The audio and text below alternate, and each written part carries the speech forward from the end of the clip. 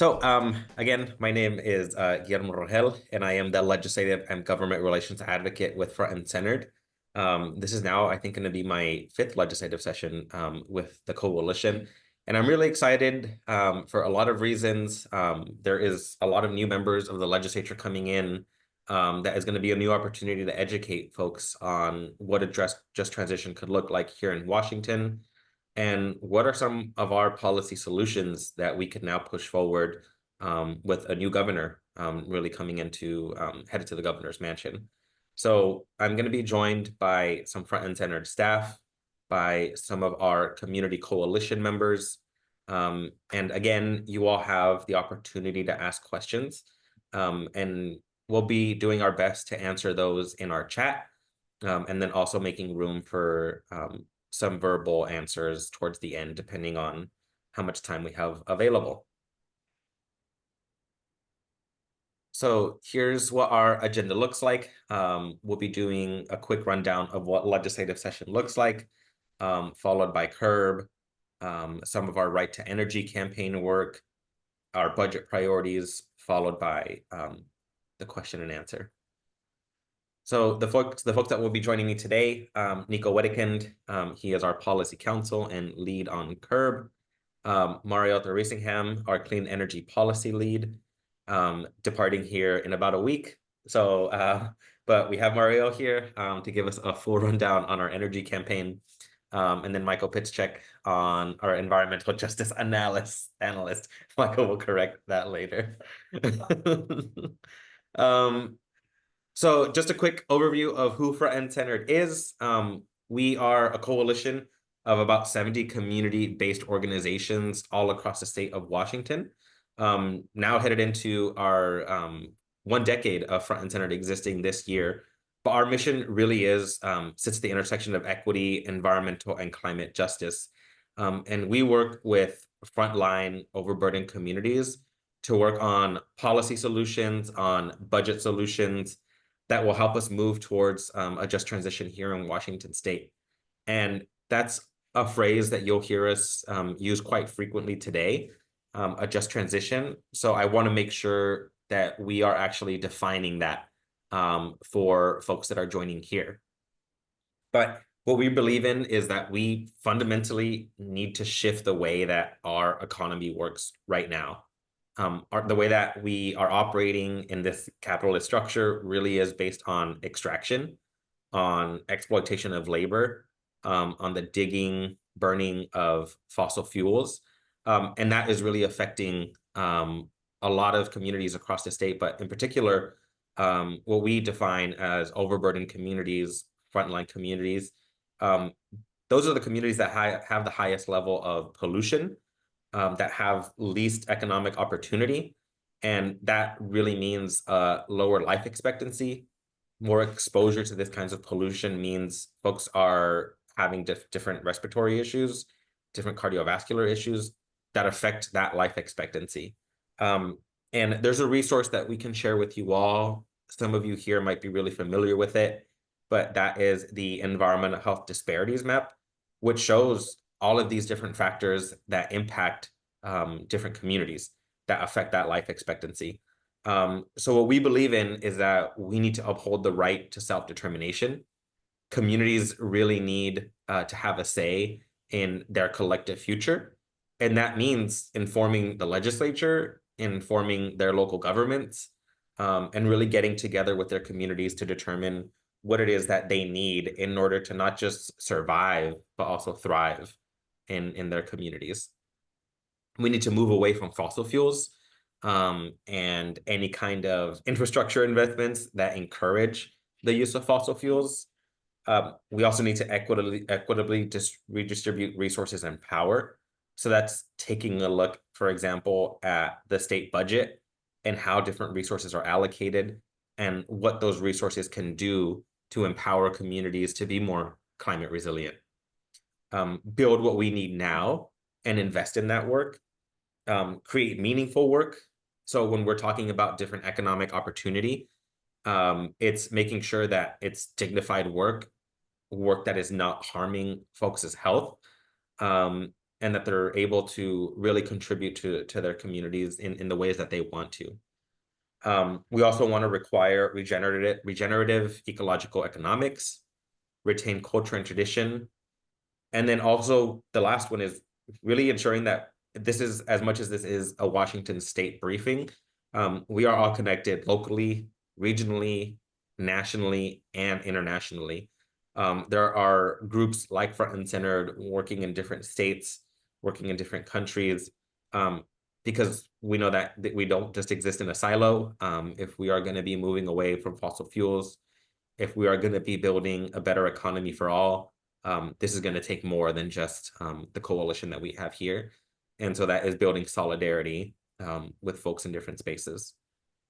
The picture that I have here to the right is our coalition members. We met at Central Washington University, and this is a picture of maybe about 30 of our community members at Central Washington University outside with their wildcat statue. So heading into the 2025 legislative session, it's something that we've been talking about for a long time now, but it's making sure that environmental justice goes hand in hand with all climate-related policy. Whether we're talking about transportation, energy, the allocation of the budget, we want to make sure that environmental justice is discussed in those rooms and that it is prioritized. So we were able to pass the Healthy Environment for All Act 3 years ago. I actually think now 4 in 2021. And that, among other things, defined environmental justice, created the Environmental Justice Council, and then also set very specific requirements for where climate revenue would go. And so we've been tracking that work now, both on the implementation of all aspects of HEAL, but then also tracking the budget implications, which Michael will be covering later. And then this is also in tandem with the different requirements that exist in the Climate Commitment Act, which borrowed some of the language from HEAL to set specific goals for how CCA spending would be allocated. As I mentioned at the top, we have new members of the Washington State Legislature that are incoming. So this gives us an opportunity to educate different members of the legislature and bring them into that just transition framework, because our hope is for them to understand the framework and then them by themselves be able to apply that to the different climate policy that is going to come across their desk. And along with this also comes the new governor, which we are hoping prioritizes environmental justice in their climate work as well. And this is not really to negate the fact that there is a budget shortfall in both the operating and the transportation budget, which will present a lot of challenges, not just for Front and Centered's legislative agenda, but for a lot of our partners. And you know, the legislature is really going to have to address this, whether this is making cuts or passing revenue in order to avoid those cuts. And it's something that we will be tracking and making sure that different revenue sources, like the Climate Commitment Act, for example, are actually used on different initiatives that benefit frontline communities and that are not really going to be rated to be used for other priorities of the state legislature. So the first priority that we have is going to be our Cumulative Risk Burden Pollution Act. This is the second year we are introducing this bill. It did go through some changes this next session, but the core of the bill remains the same. So we are still trying to protect communities from harm. And I will pass it off to Nico here to cover that work. And Nico, just let me know when you need me to change the slides. Thanks, Guillermo.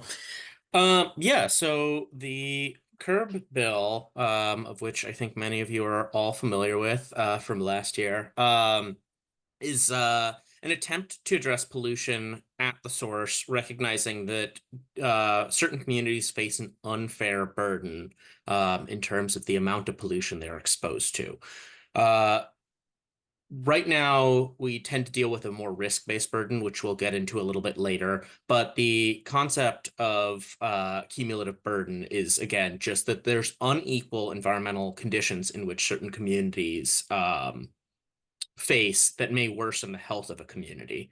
And combined with certain other factors like poverty and race, there's a higher risk that comes from exposure to those pollutants. Guillermo, can you advance to the next slide, please? Thanks. So the CURB Act, or Cumulative Risk Burden Pollution Act, has three main policy objectives. One, it's to prevent the continued pollution of already overburdened communities with the goal of the reduction of current levels of pollution. Two, it requires agencies to act in a precautionary manner when making decisions about environmental permitting in already overburdened communities. Three, it develops a replicable, transparent, and translatable process for analyzing cumulative risk burdens already faced by a community. So again, a pretty simple concept overall, but it's sort of a change of pace of what we're currently experiencing in legislation. So it's a necessary step. Guillermo, can you advance? Thanks. So, as I mentioned, there's a couple different ways of approaching this. Right now, we use a risk-based approach, where legislatures and decision makers have to ask what the chance or likelihood of harm happening is, and then bases their actions on what an acceptable level of risk is. So you're asking decision makers to set a threshold level of this is acceptable, this is not acceptable. Usually that's based on health effects. So at a certain point, the exposure to pollution is too much to be considered healthy, and therefore it needs to be regulated. Examples of that kind of regulation look like the use of national ambient air quality standards, managing and regulating for PFAS, setting environmental limits for certain chemical pollution, and then Superfund site remediation. Again, the decision makers are setting a level at which they should stop based on what risk is, or where that threshold is. On the other hand, a disproportionate burden approach asks who bears an unfair share of harm and then targets what causes those unequal conditions. So it's no longer asking where the threshold level is, it's just asking, is there an imbalance in exposure? Are certain communities having it worse than other communities? And what's causing that? How do we change that? So some examples of that look like the Cal Enviro screen used in California, Chicago health impact assessments, similar to what CURB does, but it looks at a cumulative health impact. And then New Jersey's and New York's environmental justice bills, both of which are cumulative impact approaches to regulating pollution and the permitting process. Again, it looks at disproportionate levels of exposure in different communities. So not setting a threshold level, but rather, is there a difference? Why? Yeah. Happy to answer questions later, but for right now, I'll pass it off to Mia from DRCC to discuss a little bit more. Thank you, Nico, for that great overview of CURB. My name is Mia Ayala Marshall. I use she, her, aya pronouns, and I am the Clean Air Program Manager and Climate Policy Analyst at the Duwamish River Community Coalition. The Duwamish River Community Coalition has long been a community steward of environmental justice in the Duwamish Valley, which is in the South Seattle area. The Duwamish Valley is one of the most polluted areas in the entire Pacific Northwest, following 100 years of industrial dumping of toxic waste and historic disinvestment in the community. DRCC has worked tirelessly alongside community groups and neighbors for more than 20 years to help clean up the water, land, and air, all while fighting to eliminate ongoing industrial pollution that makes our community one of the least healthy in the county. The Duwamish Valley is home to the communities of South Park and Georgetown, as well as the Duwamish tribe. South Park and Georgetown are among Seattle's lowest income neighborhoods, and South Park in particular is one of the city's most ethnically diverse neighborhoods. In the Duwamish Valley, residents are disproportionately exposed to an array of environmental hazards that negatively impact their health and well-being. For example, residents are most impacted by the 5.5-mile-long Superfund site on the river, with exposures to PCBs from contact with contaminated sediments and fishing. They're also exposed to air pollution from port activities, including diesel particulate matter from ships and drayage trucks. In the Duwamish Valley, there are 2 state highways and 1 interstate highway that transport people and goods from around the state and the nation. There are also over 1,200 industries in operation, heavy traffic congestion in residential areas, and several manufacturing and waste facilities.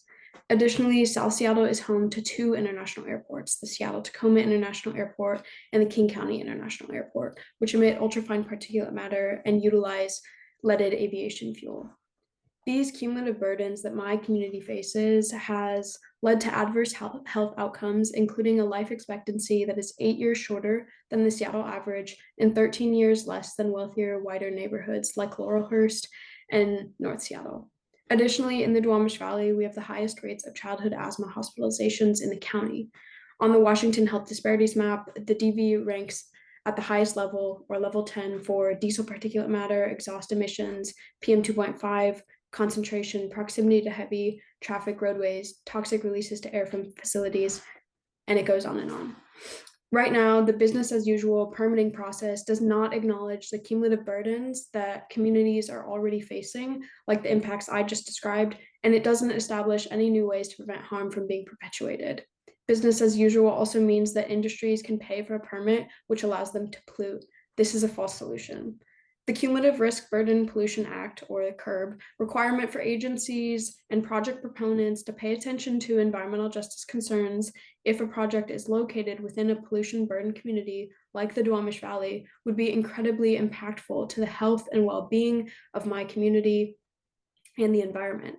For example, when a new project is being proposed in the Duwamish Valley or an existing emitter applies for a renewed permit, the impact is siloed. Their impacts are evaluated based only on what that industry will emit and if it surpasses a state or federal guideline. To my community, this is incredibly unfair. Given the exposure to a multitude of sources of pollution and toxic waste sources, they must be evaluated on a whole. We need a cumulative approach to the permitting process, and the CURB Pollution Act is a step in the right direction for Washington. Thank you. Thank you so much, Mia and Nico. If y'all have questions on CURB specifically, feel free to drop those in the chat. I already see a couple. I just want to address one. Last year we did introduce this. It passed the House Environment and Energy Committee, but did not make it beyond that. And it was heard in the Senate Environment, Energy and Technology Committee. But this year we, just socializing the bill for another year allows us to have more visibility. We are working with Representative Mena again as the prime sponsor for this bill. And you all should see a new and updated version of CURB soon. So as soon as we have that, we will send that out to our supporters, to our listserv, because there will be a committee hearing on the bill. And we also want the opportunity to folks to testify on this different version of CURB, which at the core still remains the same as Nico and Mia both covered. So if y'all have questions, please feel free to drop them. And we will address those as the presentation goes on. For now, I'm going to be moving on to our next legislative topic, which is going to be the Washington Trust Meeting Energy Needs. So I will pass that to Marielle. Hi, everyone. My name is Marielle Thrasingham, and I'm Clean Energy Policy Lead with Frontline Centered. And part of our energy justice program is a commitment to advancing climate justice through the reduction of emissions from the energy sector, and that is done in an equitable way. So an equitable transition to a clean energy economy, to an economy that is not based on extracting kind of harmful and high emitting energy processes, but that those processes and that kind of the energizing of our systems and making sure that we have what we need just to survive and thrive, and also to kind of function as a society, that is done in a way that it kind of advances and supports our communities. And a big component of that is affordability. And so with a large focus on energy affordability with our with kind of our history of appearing in the legislature and kind of pushing for attention to this, we are honing in this session on access. And so ensuring that there is it is widely accepted that there's a need for assistance, it is in the law now that utilities help reduce the energy burden of their customers, those who are highly burdened, those who are lower income, and therefore at highest risk of experiencing harm due to disconnections if they can't keep up with their bills. And that is a state of energy insecurity that our law has under Clean Energy Transformation Act and other laws are trying to address. So what we are kind of looking at this session is how to fill in the gaps that the existing law just hasn't met yet. Right now, it's a very patchwork system where our utilities have their own kind of respective programs, and that is kind of largely to comply with the Clean Energy Transformation Act requirement of reducing need and demonstrating progress on kind of meeting energy assistance need. But all utilities are doing different things, and some are doing not very much. And those who are showing the strongest progress in kind of understanding what customer need is, who the customers in need are, and then what the spread is, have taken on some pretty kind of dedicated programs that include discount rates, kind of tiered discount rates, auto enrollment, categorical eligibility. And I can explain some of these in more detail, but I invite you to look at the Department of Commerce statewide energy assistance study report that recently came out and describes both what kind of the status right now of our energy assistance programming in the state, how those gaps are, like where those gaps are, and then how many folks are being left out because of access barriers, and like how we could address that by establishing a program and investing in resources behind that program for the state to plug those gaps. So state-run program is what we are kind of scoping out with Representative Mena, and there are other legislators and a lot of kind of stakeholders in the utility and in the kind of advocacy space who have been kind of looking at questions around increasing access to assistance.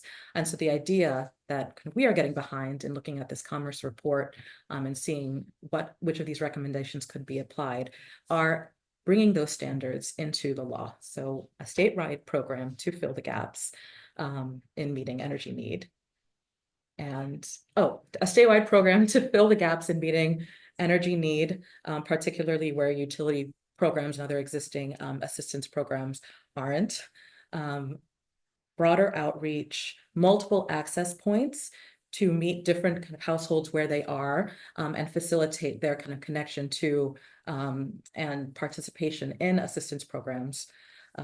Establishing auto enrollment and categorical eligibility and other ways of kind of reducing the barriers like excessive documentation. Reduce that documentation. If someone's enrolled in nutrition assistance, then they can be enrolled in energy assistance without having to demonstrate or do income verification multiple times or fill out a lot more forms. Kind of website access, working with community-based organizations and social agencies to be kind of connected to these forms of assistance. And so we are also kind of supporting, scoping this idea of explicitly empowering the state-run body to establish the levels of participation that we want to see to bring more people to, into these programs who are eligible, because the majority of eligible households are not signed up for assistance and many people just don't know about it. And that would also allow that utilities who are running programs, who are trying to build out their own internal programs, to set their own targets on participation levels. And if they're not meeting them, or if the state program is doing better, then can the households in the utility service area be absorbed into the state program? So there are a lot of great ideas in the report, and we're highlighting kind of a few of them and really deeply working on what we could bring to the legislature, and hope that you can see this proposal in the next couple of weeks. I'd like to introduce Martha Lucas to speak a bit more about some of the kind of community experiences that are some of the challenges that we're seeing in communities that are very much highlighting why this is a priority for us. So can you guys hear me? Okay. Yes. So my name is Martha Foster Lucas. I am the Executive Director of Washington State Coalition of African Community Leaders. And the coalition, as we like to refer to it, was founded back in 2017 by a handful of African-led and serving member organizations and a few leaders. And since then, it has grown to over 170 member organizations and members across the state of Washington, and includes members of each region of the diaspora, as well as every region within Africa. So East, West, South, North Africa, as well, and Central, as well as Caribbean descent members and African American. And our primary goal is to build a trusted platform where community leaders can access resources to support their community members. I know most people on here are grassroots. You understand that many leaders who are running these community centers and organizations are doing it on top of their own day job and their own family. So access to immediate real-time information is just very critical for them. And then the other piece was to build influence because there's 54 countries in the continent of Africa. So everyone being separated doesn't help in terms of in Africa alone, in terms of being able to speak to politicians and decision makers about what is the need for the community. And these are, of course, the smaller communities, not the ones that have their own center. So in terms of like the real impact of what a statewide energy, the reason I came to the Energy Committee was because dating back from when I really first started, which was at the beginning of the pandemic, I came in 2019 as a volunteer. The first item that the leaders were coming and asking for was energy assistance. And it is such an impact because I'm sure, as many of you guys are aware, immigrants and refugees are the most compliant, try to pay their bills. And when they cannot pay their bills, not just that threat of being cut off from, warmth and from water, which they need, as we all need as basic essentials, but just the feeling of failure, leads a lot of our communities into depression. So it affects their mental health, it affects their physical health. And so it's just really important, as probably the second to third largest expense that they have assistance. So we have many of our members are, serving low income communities.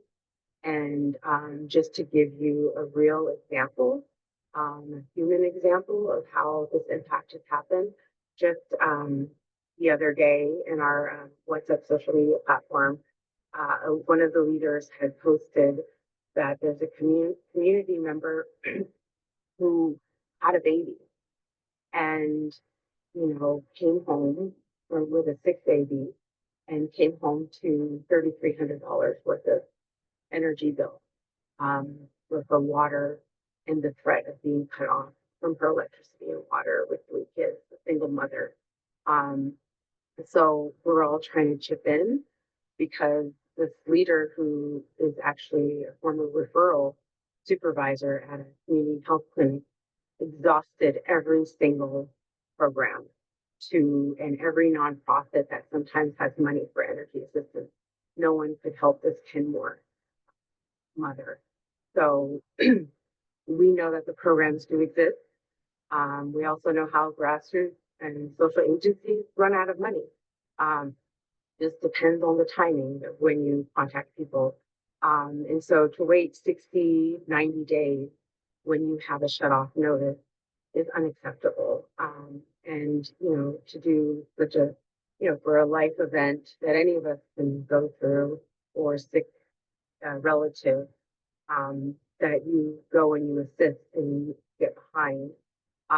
It's just important that there's humanity in trying to care for those that care often so much for all of us. These are care workers, these are frontline, you know, service workers that are struggling day to day to pay their bills and to keep their families warm. So, yeah, I wanted to bring that home. I'll be available for questions. Thank you. Thank you so much, Martha. Thank you, Marielle. The one thing I want to emphasize that Marielle said is this is coming directly out of a Department of Commerce report. And we've been talking about the need for energy assistance for years now, and now going through the motions that the legislature sometimes asks different groups like us that advocate in Olympia to do, which is, talk about the issue, do some stakeholdering, write us a report, and then come back to us when we have the full scope of what the issue actually is. So we don't blink at the $230 million, especially given this budget year, but we also recognize that the legislature invested $150 million last year in one-time rebates for low-income households. And that speaks to the need. It also speaks to the urgency, and that there is revenue out there to dedicate to programs like this. So we will be talking about the full need in Washington State, and see what it is that we can get this legislative session for folks that really need it. So again, thank you, Martha. Thank you, Marielle. I'm going to pass it now to Maiko. She will be covering our budget priorities, and that will be the last section. Cool. Okay. I think It is. that's hi everyone, I'm Maiko Paschke, not I don't even know what Guillermo called me, but that is not my name. My name is Maiko Paschke. I've been here for over 2.5 years. So whatever. Anyways, I am the environmental justice analyst at Front and Centered, and like Guillermo said, I will be talking to you about our budget priorities. So like Guillermo mentioned earlier, the CCA, the Climate Commitment Act, establishes a requirement of 35% of the CCA revenue going to vulnerable populations in overburdened communities. And both the CCA and the HEAL Act establish a goal of directing 40% of relevant funds to overburdened communities. And so because of that, Front and Centered over the last couple of years, we've become, increasingly more involved in budget advocacy work. So we want to ensure that, the frontline communities not only receive the funds that were promised to them, but that they are also producing the intended benefits and outcomes that we want to see. And, we've done a lot of analysis in this work. So if you are interested, you can review our budget blogs on our website for, more details about the analysis that we did. So Guillermo also mentioned earlier the budget shortfall that we're facing. This does not mean, though, that the 35% requirement magically disappears. The CCA is still, the CCA continues to bring in revenue, and frontline communities continue to be disproportionately burdened by environmental and climate harms. The problem isn't necessarily the money, but that agencies and legislators are determining what those benefits are without adequately engaging community members who are supposed to, reap the benefits. And so Front and Centered, we've engaged our members to really identify our budget priorities for the upcoming biennium, but also beyond this upcoming biennium. So here we have an overview of some of the new investments that we are pushing for. So that includes the Environmental Justice Fund, which is a pot of money to address a lot of the limitations, the bureaucratic processes that kind of limit how much like sustainable community-centered solutions and goals can be pursued and advanced. So the Environmental Justice Fund will help accomplish the goals in the different programs like participatory budgeting. We also have the environmental violations reporting tool, which would provide communities who are disproportionately impacted by health inequities with an integrated statewide reporting tool. And it requires, cross-agency collaboration as well, but it's a priority that we've heard time and time again from our members.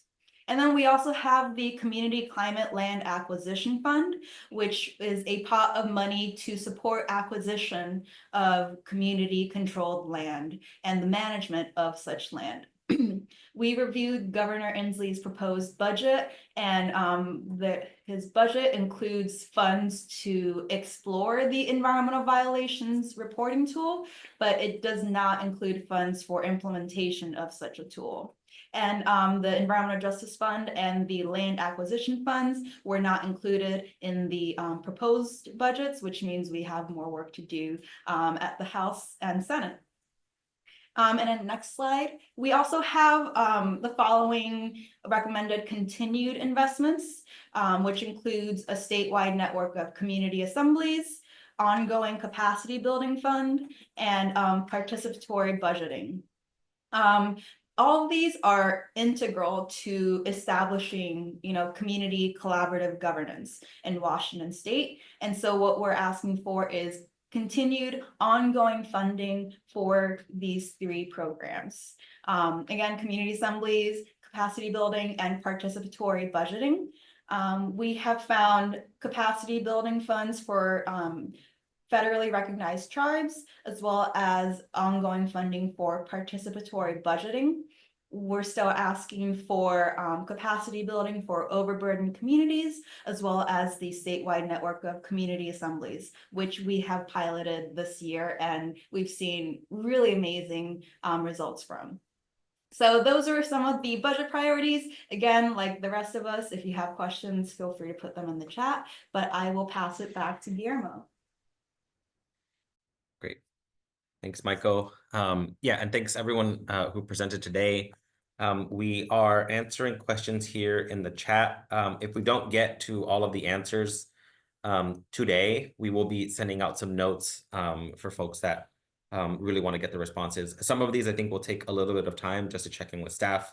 We don't want to give you all false information on some of the priorities that we're working on. So I have a question here on when CURB will be filed.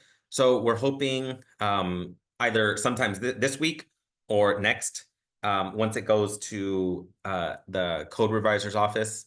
They're a little bit backed up right now, but I think from what we're hearing is if we get it all finalized this week, should be done by the end of next week. But we will update this group on our either socials or on our website. And if we do send out like a recap of this, an update on when we can expect CURB. I'll let staff, if y'all can get to some of like the energy assistance questions that we have on here. That would be great. I will look at that question I saw. Do you see me? Will self-attestation be highlighted in the recommendations regarding statewide energy assistance? Now, I didn't mention that I should have.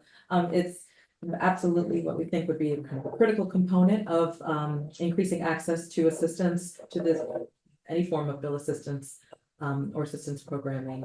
That would be allowing people to self-attest or kind of confirm just by saying, yes, I am eligible, that they're eligible, and not having really exhaustive and burdensome income verification questions and documentation requirements from the get-go.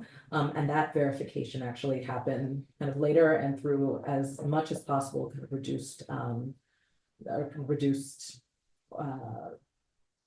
questions or requirements for evidence production. And so self-attestation to just initially allow households in the door on programming And that is, it would be an important component for any assistance program coming out of this, but that should just be the standard across the board. Great. We're pro attestation. Going to Ione, is this one of the programs that's being reviewed and pointing to the HERE program, the State Home Electrification Appliance Rebates Program? This focuses on bill assistance, so not some of those other energy related clean programs. So if you look in the study, it'll be mostly focused on the bill assistance programs, not this one. Okay. Nico, I think this next one might be for you. But is the Ivan tool, the violations tool, does it apply to all environmental laws? And how would community access that info? Yeah, so the Ivan bill focuses more on environmental reporting violations. So if you see something wrong in a community, or something wrong in terms of like you think there's a pollution happening, or a polluting event or something happening in a community, you would report that. So it's more about a reporting tool than it is about the actual in how the enforcement gets dealt with. It would be more a community front side based approach. There was a second part to that question. What was it? Would it apply to all environmental laws, and how would community access that info? Yeah, and so then the hope with that information would be that the website would basically be a one-stop shop. So community would be able to go to this website, and then all the information would be there in terms of how to submit a report, how to access information about reports that have been submitted, how to follow up on reports that have been submitted. Thanks, Nico. And then there is one question on here. Is there a document or website that outlines these priorities that we can share out? Trying to take notes to share with colleagues. Yes, we will drop that website for you here. But it is on our legislative agenda page that has this information along with, it's not a one pager because it's actually 5 pages, but that will be a resource that we have on our website as well. There's a question here on budget. Which of the budget priorities other than the violations reporting tool are included in the governor's budget so far?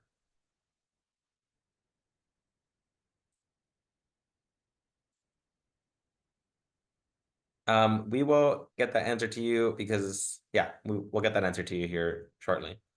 I'm curious if you're able to see, this is from Melissa West. I'm curious if you're able to see whether the continued funding for these 3 items you listed are reflected in Governor Inslee's budget given the cuts to date. I think with that one, let's we'll take a look at that one, Melissa, just to get you the right answer. Because the budget fairly big. We just want to make sure we're getting you the right information. And then there is a question from Erica. Are there any laws that need to be changed to allow people on nutrition assistance to be auto-enrolled for utility assistance?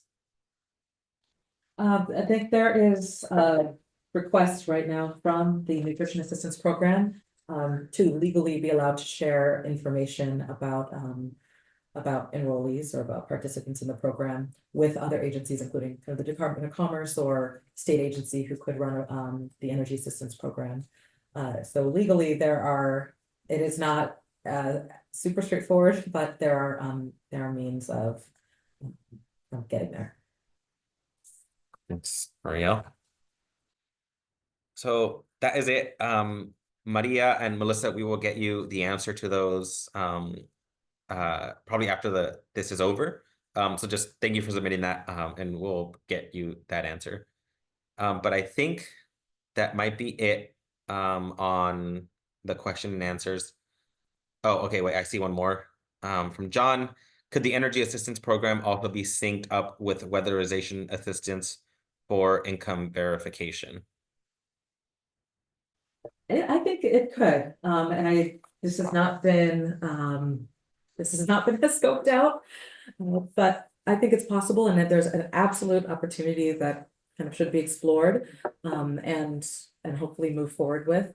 to allow those who are eligible for kind of one program to be eligible for and ease of enrollment in others, so that you can get bill assistance to take advantage of programming to support energy security and just being connected to light and heat and just home comfort energy needs.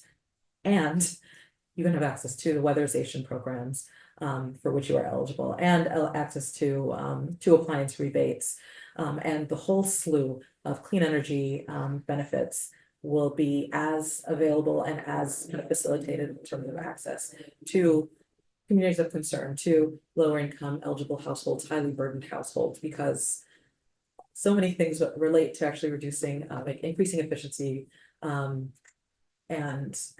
lowering bills on top of just getting a bill discount or a bill credit.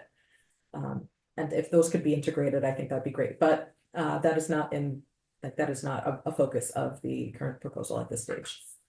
But that's an absolute opportunity. Thank you, Marielle, and thank you, John, for that question. That is the last one that we had here for today. Again, for the ones that weren't answered that we might need a little bit more time for, we will get the answer for those. But just want to thank staff, to our community members, Mia and Martha, for joining us.